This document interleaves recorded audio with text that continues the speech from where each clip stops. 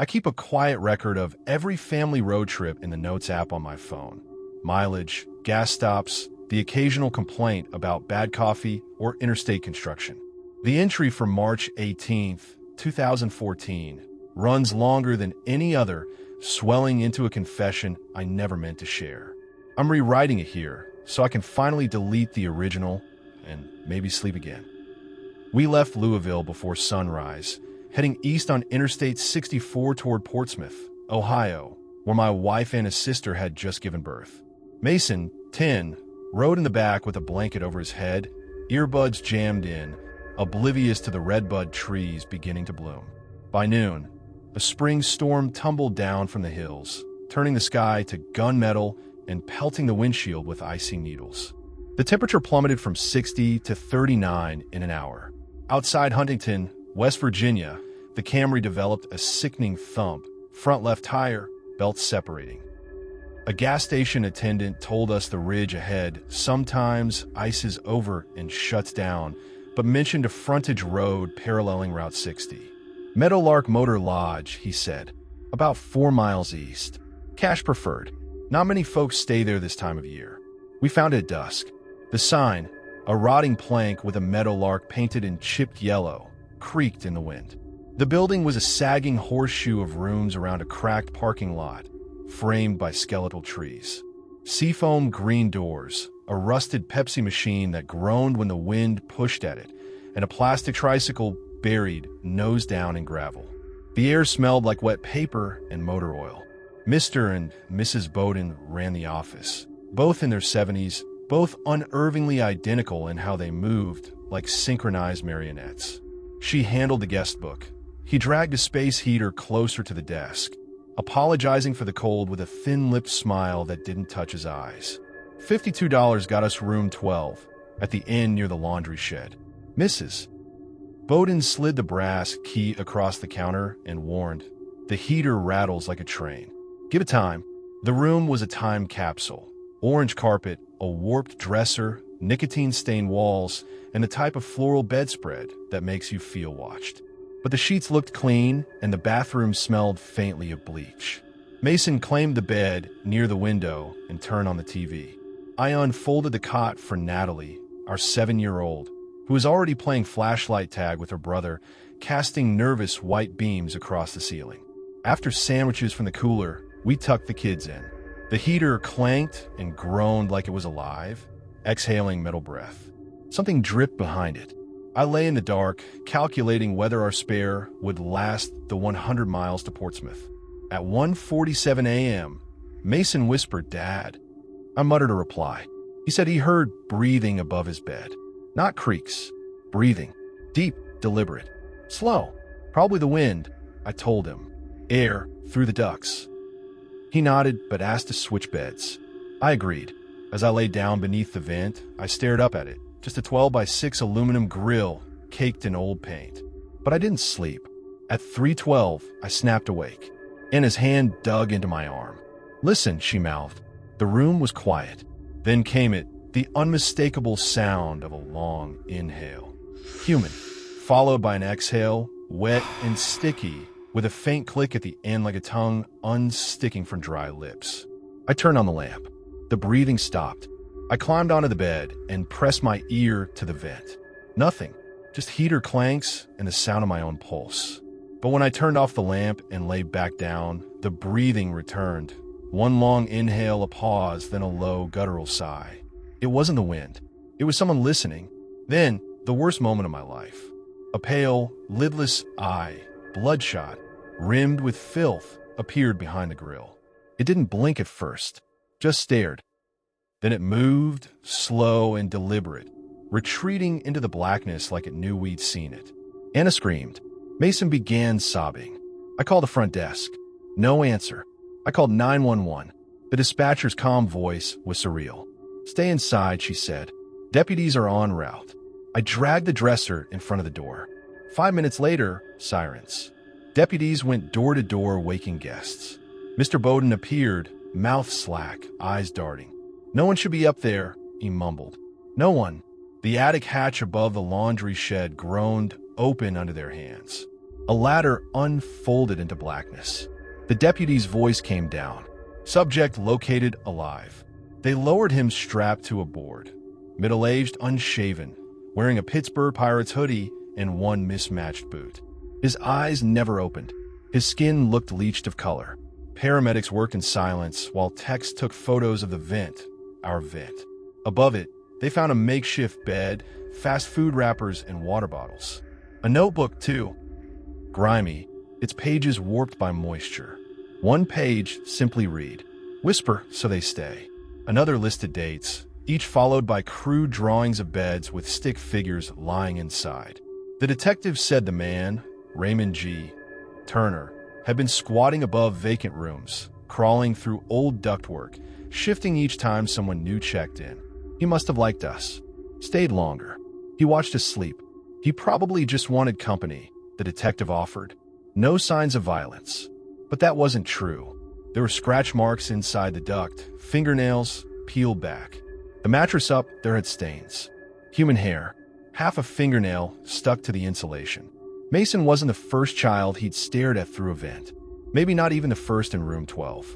And then we found the drawings. One grid for each date. 9 squares. In some, the center was darkened, circled over and over. Always the one below the vent. That's when I realized the tic-tac-toe boards weren't games. They were targets. We were the center square. By 5 a.m., we left. The storm had passed. A tow truck changed our tire, courtesy of a sheriff's department. I packed fast, heart pounding, and I never took her eyes off the ceiling. Mason and Natalie stayed huddled in the back seat. Before merging onto the interstate, I stopped at the hospital where they'd taken Turner. I gave the social worker my number, offered help with housing, with work. I don't know why. Maybe I saw a flicker of my past in him. A broken man desperate for warmth. But now I regret it. He called me 3 nights later. I should have blocked the number, but I didn't. I answered. His voice rasped through the speaker like static peeling off dead air. "Thanks," he said, "for not leaving me up there." He paused, then asked, "Do you still hear it?" "Hear what?" "The breathing." I told him no. He chuckled. "You will." He's never called again. But sometimes at night, when the house is still and I'm alone in the living room, I swear I hear it. One long inhale, a pause, and then a sigh so soft it feels like it's coming from the drywall. I check the vents now. Every room. Every night. Some are sealed shut with duct tape. Some I've had replaced. But I can't stop dreaming of room 12. The final night, terror always ends the same way. I'm climbing the attic ladder, flashlight in hand. I find a mattress, the wrappers, the fingernails. And then I see a new notebook, fresh, clean, its first page labeled. Back soon. Below that, 9 squares. The center one is already blacked out. And this time, I know it's not Mason's bed. It's mine. Before we dive into the next story, if you're visiting our channel for the first time, don't forget to hit the subscribe button and turn on the bell icon to stay updated with our upcoming scary stories. I was driving west on Interstate 90 on July 12, 2023, planning to cross Montana before nightfall. Just past Billings, a red battery icon lit up on the dash like a warning flare. I turned off the radio and AC to conserve power, counting mile markers and praying the alternator would hold until Bozeman. Around the lonely Pine Creek exit, the headlights began to flicker and the dashboard went dead. The engine died, so silently it took me a moment to notice. I coasted onto the shoulder. 18-wheelers thundered past, shaking the Civic with each gust of wind. There was no signal. The mountains ahead seemed to lean closer with the fading light. I stared into the open hood like it might confess its failure. An hour passed before a highway patrol officer happened to drive by and flag down a local tow truck. The driver, a young guy named Tyler with sun-cracked lips and dirt beneath his nails, towed me to Rusty's garage in Livingston. Rusty was a heavy-set man with eyes like cloudy ice. He peered under the hood with a flashlight that flickered just enough to be unsettling. "Alternator's fried. I'll have to order one from Bozeman," he said. "Won't get here till morning." He offered me a loaner that reeked of mildew and dog hair. But after 12 hours of driving, I was in no mood for further stress. I asked about motels. He smirked. There's one place cheap south on the frontage road, Big Sky Lodge. Cash only. Not fancy, but it'll do for a night. I didn't ask why it was so cheap. The sun was bleeding behind the Absarka Range as Tyler dropped me off. The sign out front buzzed with dying neon. Only 1G flickered, so it read, BI Skyload, E. The office was a claustrophobic box with brown paneling and the acidic scent of burnt coffee. A portable fan clattered in the corner like it was trying to escape. The desk clerk, a tired, tight-lipped woman in her late 50s, barely looked up. No ID check. Just counted my 20s, slid a real metal key across the counter. Room 17. The exterior corridor ran along a single, sagging building. My room was near the end, across from a scraggly line of pines that bordered dense forest. The air smelled of dust, pine sap, and diesel. I hauled my suitcase inside, bolted the locks, and pulled the heavy drapes shut. The room was the definition of barely tolerable. One dim lamp, a bed with 2 white sheets, a rattling AC that pushed out air warm as breath. The carpet was worn down to the threads along a visible path, door, bed, bathroom, like hundreds had trudged that same miserable loop. I showered, changed, and sat on the bed scrolling old texts. The signal barely held, just enough to remind me I was still tethered to a world beyond this place. By midnight, it vanished altogether. I turned off the lamp and let the white noise of the AC fill the silence. The occasional hiss of semi-truck brakes on the highway echoed faintly, like some enormous beast breathing in the dark. Sleep came in shallow waves. 2:17 a.m. A soft knock. It was almost gentle. A polite tap, like a question rather than a demand. I froze, heart lurching awake ahead of me. 3 seconds later, again. I crept to the door, peering through the peephole. The corridor outside was empty, the far bulb casting a flickering cone of yellow light. No movement, no feet, no shadows. Then the knock came again, louder, firmer, reverberating down the hallway. I swallowed, backing away. Maybe it was a drunk guest. Maybe they had the wrong door. I waited. Then the knocking moved. Next door. Room 18. Saw them, top, followed by a voice. A woman's voice, soft and monotone. Just one word. I couldn't make it out. Not English. Not a language I recognized. Then the knocking moved again, down the line. One room after another. Like a ritual. Like an inventory. Whoever it was never spoke to the door, only after. Like they were marking something or someone. I held my breath for a full 10 minutes before it stopped. Then the window knocked. It was different from the door. Sharper, glassy, a soft thud against the pane right beside the bed. 3 taps. I froze. Through a gap in the curtain, I saw it, a shape blotting out the moonlight. Not just standing, swaying as though rocking on the balls of its feet. Waiting.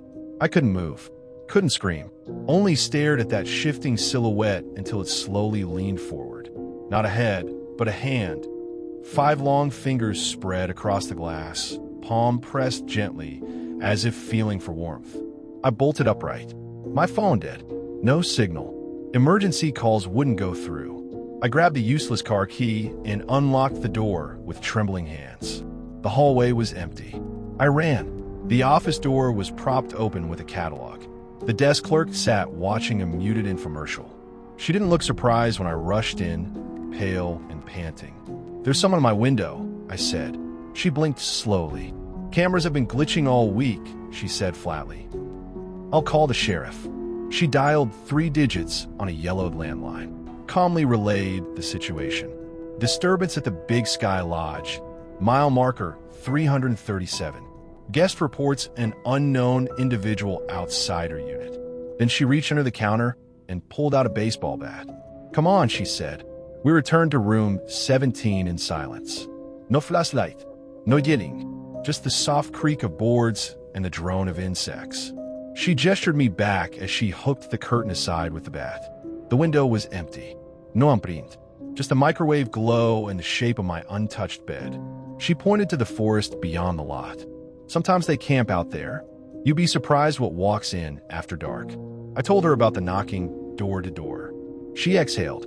People do strange things when they think no one's watching. 10 minutes later, flashing lights bathed the motel in red and blue. Two deputies arrived, young but tired looking. They checked my window. No prints. Walked the lot. One entered the woods, calling out. His voice was swallowed by the trees. When he returned, he looked shaken. No footprints. Ground too dry, he said. But keep your locks engaged. We'll stay posted till sunrise. The clerk offered me another room, closer to the office. I took it. Room 4 smelled faintly of bleach and cigarettes. I locked both deadbolts, wedged a chair under the knob, and lay fully dressed on the bed. Every creak in the hallway made me stiffen. I don't think I truly slept. At 7:30 a.m., the forest looked benign again. Just trees. Empty. But I stayed on the asphalt. I went to the office for coffee. A new clerk was there. Young. Friendly. I asked about the cameras. He opened a closet. For monitors, only one showed a clear feed, the office. The corridor camera showed pure static. The parking lot, grainy at best. The feed covering room 17, black screen. System's touchy, he said. At 9, Rusty called. Alternator arrived.